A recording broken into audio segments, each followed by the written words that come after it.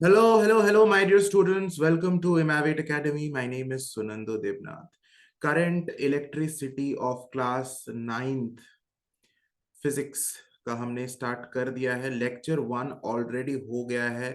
आज हम इस वीडियो में लेक्चर 2 कवर अप करने वाले हैं। And I have told you in lecture 1 that today I will start with the topic that why current is a vector is a scalar quantity and not a vector quantity.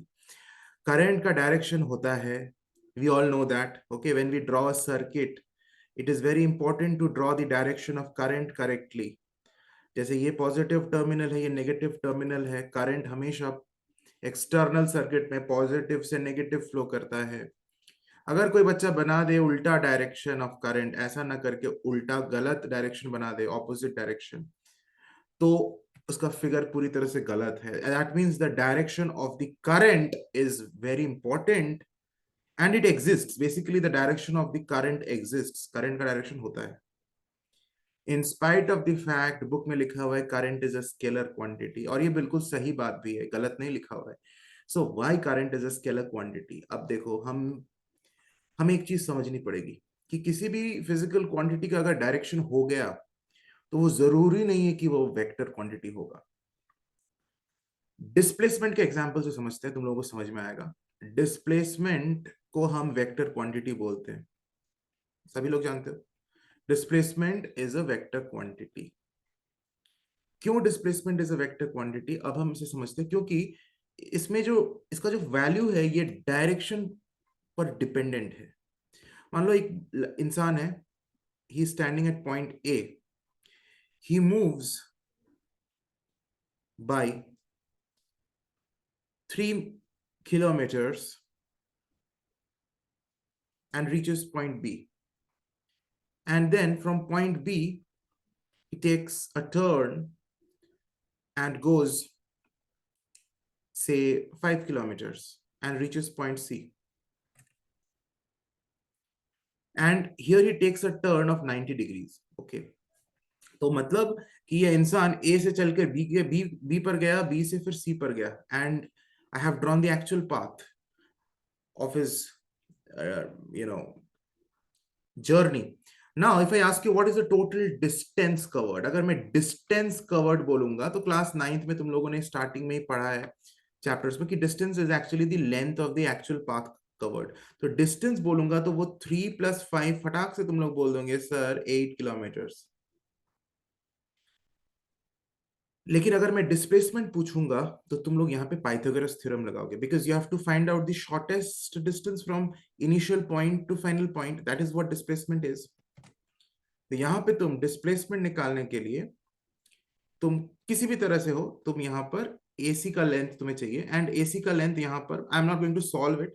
यहाँ पे Pythagoras theorem लगा के हम निकाल सकते हैं, वो अलग बात है कि कैसे हम निकालें। Basically the length of AC would be the displacement here in this case. Okay, and when you solve it you will actually get it also how much it is. Okay, इसको पाइथागोरस, क्योंकि right angle triangle है, hypotenuse का value निकालना है हमें, base और perpendicular पता है, निकाल सकते हैं वो। अभी उस पर हम बात नहीं कर रहे, हम बात कर रहे हैं कि क्यों ये वेक्टर है डिस्प्लेसमेंट एंड डिस्टेंस क्यों स्केलर है, इसको हम बात कर रहे हैं। कैसे एसी निकल जाएगा वो तो कोई भी बच्चा निकाल देगा, क्लास 7 का बच्चा भी निकाल देगा। तो basically AC is dependent on this angle 90 degree.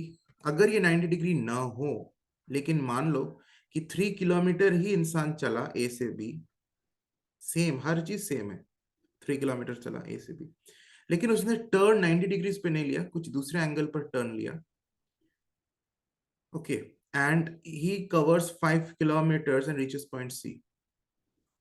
तो इस केस में अगर मैं पूछूं टोटल डिस्टेंस क्या है, टोटल डिस्टेंस, इस केस में भी तुम लोग बोलोगे sir distance is still the same, क्योंकि distance does not depend on the angle. Angle means direction पर डिपेंडेंट नहीं है। एक्चुअली क्या दोनों में डिफरेंस है, इस फिगर और इस फिगर में एंगल का डिफरेंस है। एंगल का मतलब डायरेक्शन का डिफरेंस है। ये एकदम स्ट्रेट वर्टिकली ऊपर मूव किया, या अगर डायरेक्शन के टर्म्स में देखें, अगर नॉर्थ नॉर्थ था तो एकदम नॉर्थ की तरफ ये मूव किया। ओके, पहले जा रहा था ये ईस्ट के तरफ और अभी एकदम टर्न लिया और नॉर्थ की तरफ चलने लगा। लेकिन अगर इसमें देखे तो पहले तो ये ईस्ट की तरफ जा रहा था, लेकिन अभी कुछ ऐसा मुड़ा कि इसका डायरेक्शन ऐसा हो गया, मीन्स नॉर्थ की तरफ नहीं मुड़ा, नॉर्थ ईस्ट की तरफ मुड़ा। तो दोनों का डायरेक्शन बेसिकली अलग है, एंगल अलग है, मतलब डायरेक्शन अलग है। तो एंगल अलग अलग हो गया, लेकिन डिस्टेंस का वैल्यू रिमेन्स अनचेंज्ड। अभी भी 3+5 करके 8 किलोमीटर ही बोलोगे, यानी distance does not depend on the angle, does not depend on the direction. देखा जाए तो डिस्प्लेसमेंट लेकिन यहाँ पे चेंज हो जाएगा, डिस्टेंस चेंज नहीं हुआ, 8 किलोमीटर ही रहा, इसलिए डिस्टेंस स्केलर क्वांटिटी है। लेकिन अगर मैं पूछूं यहाँ पे डिस्प्लेसमेंट क्या होगा, इस केस में डिस्टेंस तो 8 ही किलोमीटर होगा, नो डाउट, लेकिन डिस्प्लेसमेंट क्या होगा? तो डिस्प्लेसमेंट एंगल पे डिपेंड कर रहा है, यानी डायरेक्शन पे डिपेंड कर रहा है। यहां पर एसी का वैल्यू हम अगर कैलकुलेट किया जाए, जैसे भी हो, we are not talking about how we will calculate AC, that will be different from the previous value of AC. इस केस का जो एसी आएगा पहले वाले का, और इस केस का जो एसी आएगा, दोनों अलग होगा, मतलब दोनों का डिस्प्लेसमेंट अलग अलग होगा। देखो डिस्प्लेसमेंट चेंज हो गया just by the change of the direction, यानी डिस्प्लेसमेंट का कैलकुलेशन में डायरेक्शन बहुत इंपॉर्टेंट है, इसलिए डिस्प्लेसमेंट वेक्टर क्वांटिटी। करंट में ऐसा नहीं है। करंट में देखो, अगर कोई कंडक्टर है, ये 3 एम्पियर करंट ला रहा है, और एक ये कंडक्टर है, इसमें आ रहा है 2 एम्पियर करंट, दोनों यहाँ इस पॉइंट पे जाके मिल गए, पॉइंट पी पर मिल गया, मान लो 90 डिग्रीज पर मिला, और यहाँ दोनों फिर फाइनल करंट को लेके जा रहा है आगे। 3 एम्पियर और 2 एम्पियर मिला पॉइंट पी पर, और पी आगे ले जा रहा है। What will be the current flowing here? So it will be 3 + 2 5 ampere. Simply हमने ऐड कर दिया, 5 ampere is the total current. तो करंट को जब हमने ऐड किया, करंट को जब हमने ऐड किया, तो हमने यहां पर इस एंगल को कंसिडर नहीं किया, लेकिन यहां पर जब हमने डिस्प्लेसमेंट को ऐड किया, बेसिकली ये टोटल डिस्प्लेसमेंट जब मैं निकाल रहा हूं इन केसेस में, ये मैं डिस्प्लेसमेंट को ऐड ही कर रहा हूं, लेकिन ऐड मैंने 3+5 नहीं किया। हाइपोटेन्यूज का वैल्यू यहाँ निकाला, और यहाँ पर दूसरे तरीके से एसी का वैल्यू निकालूंगा। तो यहाँ पर जो डिस्प्लेसमेंट आ रहा है ये एंगल पर डिपेंड कर रहा है, लेकिन यहाँ पर ये जो 90 डिग्री है, चाहे कोई भी एंगल हो, मान लो 3 एम्पियर करंट आया, और यहाँ पर not 90 degree but some another angle, यहाँ पर 2 एम्पियर करंट आया, पॉइंट पी पर मिला, अभी भी मैं, तुम मुझसे पूछोगे सर टोटल करंट कितना हुआ, मैं 3 + 2 5 एम्पियर ही बोलूंगा। That means our current is not changing and it is not dependent on direction. तो किसी भी तरह से किसी भी एंगल से 3 एम्पियर और 2 एम्पियर को मिला, टोटल करंट 5 एम्पियर होगा, एंगल से कोई मतलब नहीं है। दैट मीन्स करंट का डायरेक्शन होने के बावजूद वो डायरेक्शन उस पर कोई इफेक्ट नहीं डालता है, and hence it is a scalar quantity. इसीलिए हमने स्टार्ट किया था पिछले लेक्चर, एंड किया था रादर पिछले लेक्चर को, कि current is a scalar quantity. Reason मैंने बोला था कि आज बताऊंगा, बता दिया। If you people have not watched that lecture, the previous lecture, lecture 1, उसका लिंक नीचे दिया हुआ है डिस्क्रिप्शन में, definitely watch it, and then you only you proceed with this lecture, lecture number 2। We have discussed a very important formula in lecture 1। क्या formula था? Quickly देख लो, revise कर लेते हैं। अभी हमने किया था I is equal to Q/T, भूलने से नहीं चलेगा my dear students. Okay, this is a very important formula for current. I is current, Q is charge, T is time. याद करो हमने बताया था definition that current is rate of flow of charge. तो किस रेट में, किस speed से चार्ज फ्लो कर रहा है, that is what current is. Current का ऐसा यूनिट भी डिस्कस किया था, एम्पियर, उसका डेफिनेशन भी लिखा था प्रीवियस लेक्चर में, हमने समझा था 1 एम्पियर का डेफिनेशन, बहुत इजी है। ऑलराइट, नाउ कंटिन्यूइंग इट, अब हम एक इंपॉर्टेंट सा दूसरा फॉर्मूला डिराइव करने वाले हैं। मान लेते हैं कि इस कंडक्टर, कोई कंडक्टर है, मान लेते हैं इस कंडक्टर में बहुत सारे इलेक्ट्रॉन्स हैं, एक इलेक्ट्रॉन नहीं है, बहुत सारे इलेक्ट्रॉन्स हैं जो फ्लो कर रहा है पॉइंट बी से पॉइंट ए। इलेक्ट्रॉन्स फ्लो कर रहा है, क्या फ्लो कर रहा है? इलेक्ट्रॉन्स फ्लो कर रहा है। समझो इस चीज को, बड़ा इंपॉर्टेंट कॉन्सेप्ट है। मान लो कि मैं ड्रॉ कर रहा हूँ, ऐसे तो millions and millions of electrons है, लेकिन मैंने 1 2 3 4 5 6 7 8 मैंने 8 इलेक्ट्रॉन्स बनाया है सिंप्लिसिटी के लिए। तो मान लेते हैं 8 इलेक्ट्रॉन्स फ्लो कर रहा है from point B to point A, ठीक है। और तो हम बोलेंगे टोटल कितना चार्ज फ्लो किया। अगर कोई तुमसे पूछे कि अगर 8 इलेक्ट्रॉन्स फ्लो कर रहा है in some particular time from point B to point A, तो टोटल चार्ज कितना फ्लो कर रहा है। तो पहले तो हमें पता होना चाहिए कि एक इलेक्ट्रॉन पर कितना चार्ज है। तो we all know that charge on one electron, okay, and this is represented by the symbol E. E is not denoting one electron. E is denoting charge on one electron. Don't forget this. तो charge on one electron जिसको हम ई से denote करते हैं, सबको पता है, that is -1.6 into 10 to the power -19 coulomb. In fact, this I had discussed in lecture 1 also, if you remember. I hope you are taking down the notes. तो charge on one electron ये होता है ई। तो कभी भी आगे ई दिखे वो इलेक्ट्रॉन नहीं है, वो चार्ज ऑन वन इलेक्ट्रॉन है, ठीक है। अगर हम इसके साइन को इग्नोर करें, क्योंकि साइन तो बस टाइप बता रहा है पॉजिटिव है कि नेगेटिव, मैग्नीट्यूड है सिर्फ 1.6 into 10 to the power -19 coulomb. ये है चार्ज ऑन वन इलेक्ट्रॉन। तो एक इलेक्ट्रॉन पे इतना चार्ज है, तो टोटल कितना चार्ज फ्लो कर रहा है, तो टोटल 8 इलेक्ट्रॉन्स फ्लो कर रहा है, यानी total charge flowing is actually 8 into this number. एक इलेक्ट्रॉन पर इतना चार्ज, 8 इलेक्ट्रॉन्स पर कितना चार्ज, 8 into दिस नंबर। 8 मतलब नंबर ऑफ इलेक्ट्रॉन्स, तो इसको n से डिनोट करते हैं, कितने इलेक्ट्रॉन्स है n, और एक इलेक्ट्रॉन पर कितना चार्ज है e, यानी टोटल चार्ज का फॉर्मूला हो गया Ne, number of electrons into charge of one electron. It's very simple. Like अगर एक पेन का दाम है 5 रुपए, तो 10 पेन्स का कितना दाम होगा, तुम करोगे 10 into 5, यानी number of pens into the cost of one pen. यहां पर कॉस्ट ऑफ वन पेन ना लिखकर charge on one electron, and N is number of electrons. तो बेसिकली टोटल चार्ज, इधर जैसे पेन्स के केस में टोटल अमाउंट हमने निकाला, उसी तरह से टोटल चार्ज यहाँ पे निकाला n into e। यानी टोटल चार्ज को अगर हम q से डिनोट करें, हमें पता है ना q डिनोट्स चार्ज, तो टोटल चार्ज इज q, तो q is basically ne, and यहां पर अगर हम q के जगह ne लिख दे, लिखा जा सकता है I is equal to Ne/T। ये एक इंपॉर्टेंट फॉर्मूला हमें मिला, ठीक है, हमें मिल गया। इस चीज को प्रॉपरली लिखते हैं नोट्स के तहत, हम नोट्स बना रहे हैं ना, तो अच्छे से लिखना चाहिए। हम लिखेंगे एक ये फॉर्मूला हमें मिल गया। अब I hope you have understood it, it is very simple. चलो फटाक से इसको नोट्स में लिख लेते हैं। If n electrons means n number of electrons flow across a cross section of a conductor in time t, क्या टाइम है t, ऊपर में हेडिंग दे दो नोट, एंड इसमें ये लिखो टी टाइम में n number of electrons flow कर रहे हैं in time T, then total charge flowing is given by, total charge क्या है माय डियर स्टूडेंट्स, Ne, अभी अभी पढ़ा, Ne is the total charge, Q से डिनोट कर रहे हैं, Ne is the total charge. E क्या है, E is charge on one electron, एक इलेक्ट्रॉन पर चार्ज, उसको हमने नंबर ऑफ इलेक्ट्रॉन से मल्टीप्लाई कर दिया तो टोटल चार्ज निकल गया। देयरफॉर करंट फ्लोइंग, कितना करंट फ्लो कर रहा है जिसको I से डिनोट करते हैं, इज Q/T, Q के जगह पे Ne/T।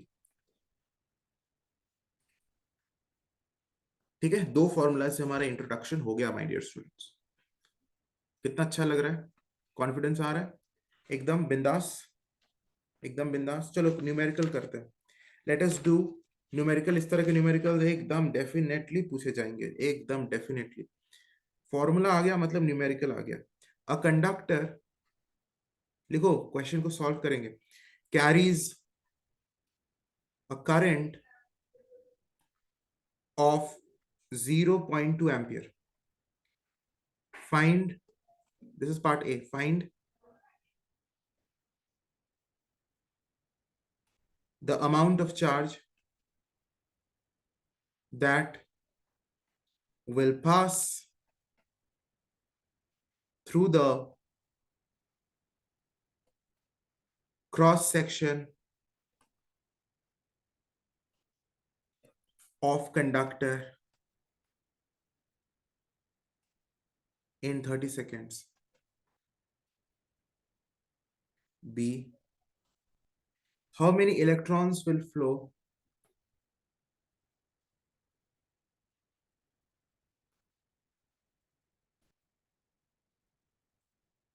in this time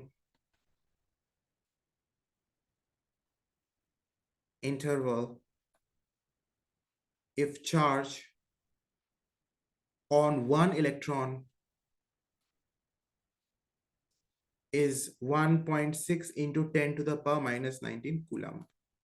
बड़ा इजी सा प्यारा सा क्वेश्चन है children, don't have to worry, बड़ा सिंपल सा क्वेश्चन है। यहाँ पर उन्होंने क्या बोला है, उन्होंने बोल दिया है the current is 0.2 ampere, a conductor carries a current of 0.2 ampere. तो एक कंडक्टर है, तार है, उसमें कितना करंट फ्लो कर रहा है, 0.2 एम्पियर। तो गिवन क्या क्या वैल्यूज है, करंट, करंट का सिंबल क्या है, 0.2 एम्पियर, सिंपल है। Find the amount of charge, हमें निकालना है अमाउंट ऑफ चार्ज, यानी क्यू का वैल्यू निकालना है, क्यू निकालना है। Find the amount of charge that will pass through the cross section of the conductor in 30 seconds. Time भी दिया हुआ है, वो भी एसआई यूनिट में दिया हुआ है, इसलिए हमें कोई टेंशन नहीं। अगर मिनट में दिया हुआ होता तो हमें सेकेंड्स में कन्वर्ट करना पड़ता, या आवर में दिया हुआ होता तो भी सेकेंड्स में कन्वर्ट करना पड़ता, एसआई यूनिट में कन्वर्ट करना पड़ता। तो यहाँ पे हमें क्यू निकालना है, find the amount of charge. Q का फॉर्मूला हमने यहां से देख लो, Q is I into T, है ना। इसी फॉर्मूला को हम अगर क्यू को सब्जेक्ट बनाए तो टी इधर जाके मल्टीप्लाई हो जाएगा ना आई के साथ, आई टी बन जाएगा। तो Q is I T, and तो कोई नया फॉर्मूला है नहीं, वही फॉर्मूला है भाई, 0.2 इज करंट, टी इज 30, तो इसको मल्टीप्लाई करो, आ जाएगा 6। Don't forget the unit of charge, मेरे साथ साथ बोलो क्या है, कूलम्ब, 6 कूलम्ब। आंसर आ गया, ए का आंसर आ गया। बी में, बी का क्या होगा, how many electrons will flow in this time interval in if the charge on one electron is, charge on one electron का वैल्यू तो तुम्हें याद भी होना चाहिए, 1.6 into 10 to the power minus 19 coulomb. हाँ, यहाँ माइनस नहीं दिया हुआ है क्योंकि वो वहां पे ये सिर्फ मैग्नीट्यूड से इनको मतलब है, वैसे तो नेचर नेगेटिव ही होता है, लेकिन हमें उस नेगेटिव पॉजिटिव से मतलब, हमें मैग्नीट्यूड से मतलब है। ये वैल्यू तुम्हें याद भी होना चाहिए, चार्ज ऑन वन इलेक्ट्रॉन। तो how many electrons will flow मतलब नंबर ऑफ इलेक्ट्रॉन्स निकालना है, एन का वैल्यू निकालना है, ठीक है। तो हम जानते हैं Q is equal to N E होता है, ये वाला फॉर्मूला, इसका यूज करेंगे, या फिर इसका भी यूज कर सकते हैं, I is equal to N E upon T, तुम्हारी मर्जी, मैं इसका यूज कर रहा हूँ। And Q is equal to N E, Q का वैल्यू हमने निकाल लिया 6 कूलम, एन का वैल्यू हमें निकालना है, ई का वैल्यू हम नेगेटिव में नहीं लेंगे क्योंकि हमें सिर्फ मैग्नीट्यूड का मतलब है, मैग्नीट्यूड से मतलब है, तो हमने ई के जगह पर, ई मतलब charge on one electron, charge on one electron is this. Okay, देखो ना हमने तो यहाँ लिख ही दिया है, E is charge on one electron, कोई कंफ्यूजन नहीं होना चाहिए। E का मतलब charge on one electron, N का मतलब नंबर ऑफ इलेक्ट्रॉन्स, तो वही हमें निकालना है। N इज, अब सिंपल कैलकुलेशन है, 1.6 into 10 to the power minus 19 coulomb denominator में आ गया।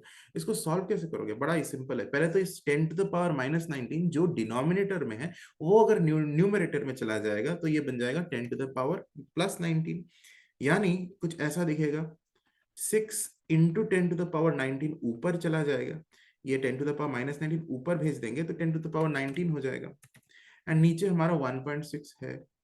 फिर हम क्या करते हैं, डिनोमिनेटर का जो डेसिमल है उसे हटाते हैं, यानी यहाँ पर हम 10 से मल्टीप्लाई करेंगे तो ये 16 बन जाएगा, एंड ऊपर में एक 10 आ जाएगा, यानी ये बन जाएगा 10 टू द पावर 20। समझ में आ रहा है, एक स्टेप मैंने ऐसे लिखा, डेसिमल हटा दिया नीचे से, एक एक प्लेस डेसिमल, तो ऊपर में एक 10 मल्टीप्लाई हुआ तो 10 टू द पावर 20 हो गया। इसको काटते हैं, 2 3 जा 6, 2 8 2 8 जा 16, अब तुम्हारा आ गया 8 और यहाँ 3, इसको सॉल्व करेंगे, 0 पॉइंट, इसको 30 करेंगे, 8 1 जा 8, 8 जा 60, 8 3 जा 24, यहाँ पे 6 आ गया, फिर से decimal low, 8 5s are 40, 8 6 are 48, 8 7s are 56, 4 आ गया, 8 5s are 40, तो हमारा आ गया 0. इसको सॉल्व किया तो 3/8 को 0.375 इंटू 10⁻20। लेकिन आप इसको थोड़ा ढंग से लिखेंगे, डेसिमल को हम साइंटिफिक नोटेशन में लिखेंगे, यानी 3 के बाद ले आएंगे तो 3.75, और यहाँ पर हमने इसको पीछे लेकर आया तो ये एक कम हो जाएगा, 10⁻19 हो जाएगा। इतने इलेक्ट्रॉन्स।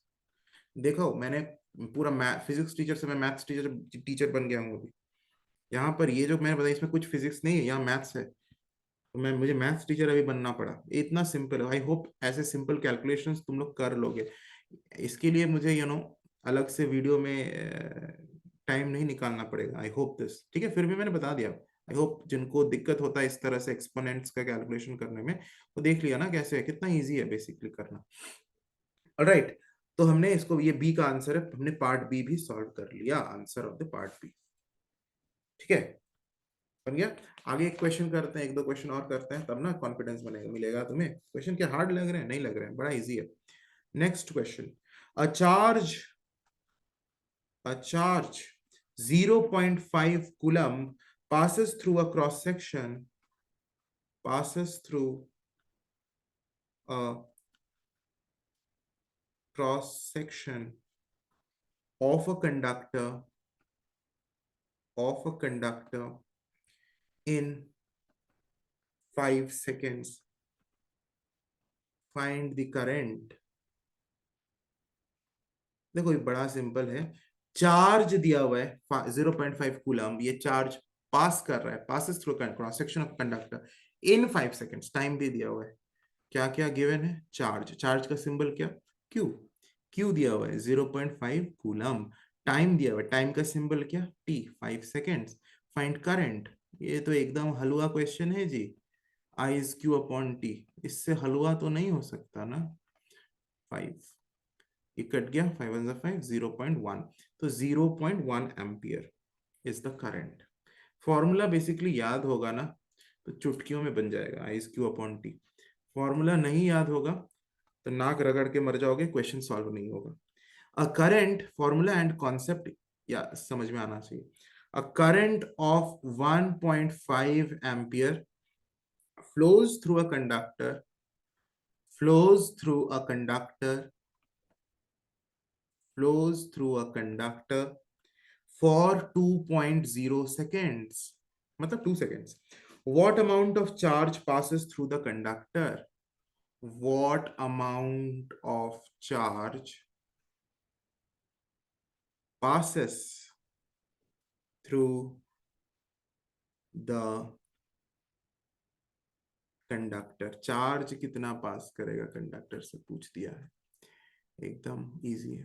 देखो करंट दिया हुआ है 1.5 एम्पियर। देखो जो भी चीज दिया हुआ ना उसको सिंबल तुम्हें पता होना चाहिए। करंट का आई, चार्ज का क्यू, टाइम का टी, नंबर ऑफ इलेक्ट्रॉन्स का N, and charge on one electron का ई। ये सब एकदम फटाक से बोलना है। तो करंट दिया हुआ है, फ्लोज फॉर 2 सेकेंड्स, टाइम भी दिया हुआ है 2 seconds. What amount of charge will pass, मतलब क्यू निकालना है। Q is equal to I into T. कौन सा फॉर्मूला है? कौन सा फॉर्मूला लिख दिया सर? अरे भाई यही लिखा है, Q is I into T.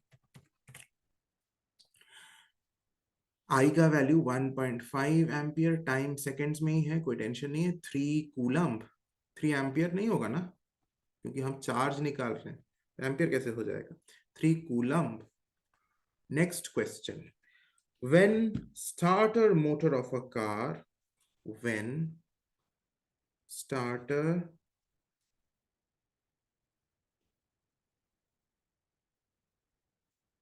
motor of a car is switched on,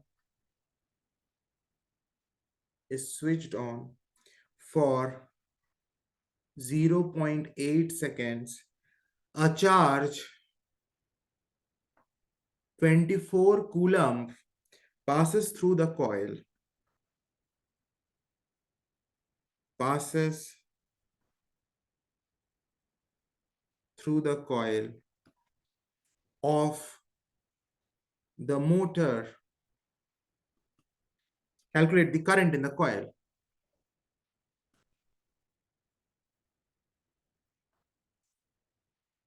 बहुत इजी क्वेश्चन है एंड सॉल्व हम लोग कर लेंगे चुटकी बजाकर। उसके पहले मैं बता दूं कि नेक्स्ट ईयर अपकमिंग सेशन में, अभी तो 9th में हो, कुछ ही महीनों बाद 10th में जब चले जाओगे, 10th के क्लासेस मेरे साथ, live online classes, full year course, पूरा 1 साल का कोर्स, पेड क्लासेस है। वो कोर्स में अगर एनरोल करना चाहते हो, जिसमें एक डेडिकेटेड रूटीन से हम लाइव क्लासेस करेंगे पूरे साल भर का, and physics, chemistry, computer applications, in subjects को हम पूरी तरह से कंप्लीट करेंगे। बोर्ड्स के लिए मैं तुम्हें प्रिपेयर करूंगा मेरे डायरेक्ट पर्सनलाइज्ड गाइडेंस के अंतर्गत। अगर उस कोर्स में ज्वाइन करना चाहते हो तो इसके नीचे एक वीडियो का लिंक दिया हुआ है डिस्क्रिप्शन बॉक्स में, उस वीडियो को देख लेना, किस तरह से एनरोल करना है, सारे डिटेल्स वहां पर दिया हुआ है। We are not doing the course for the first time, हमने पहले भी 3-4 सालों से ये कोर्स कर रहा है and we are getting very good response. तो अगर एनरोल होना चाहते हो इस कोर्स में तो नीचे वीडियो को क्लिक करके देखना, लेकिन अभी नहीं, पहले ये क्वेश्चन कर लो, ये लास्ट क्वेश्चन है हमारे वीडियो का। इसको करने के बाद वो लिंक पर क्लिक करना। तो क्या दिया हुआ है, starter motor of a car is switched on for 8 seconds, time दिया हुआ है 0.8 seconds, a charge 24 coulomb passes, charge मतलब Q, 24 coulomb passes through the coil, calculate current. फिर से हलवा क्वेश्चन दे दिया है, Q अपॉन T लगा देंगे, 24 अपॉन 0.8 एम्पियर, यानी इसको सॉल्व करेंगे तो क्या आएगा चिल्ड्रन, ये हो गया 2240, नीचे 8, तो यहाँ पे काटेंगे, 8 3 24, 30 एम्पियर। तो करंट हमारा आ गया 30 एम्पियर। Very easy. अब नीचे वाले वीडियो के लिंक को क्लिक करो एंड देखो। God bless you, hurry up because seats are filling up and समय अभी ज्यादा नहीं है, क्योंकि एनरोलमेंट काफी दिनों पहले स्टार्ट हो गया है, अभी भी चल रहा है। एनरोल कर सकते हो, जल्दी जल्दी कर लेना। नीचे देखो, नीचे वीडियो का लिंक है। God bless you, study well, take care.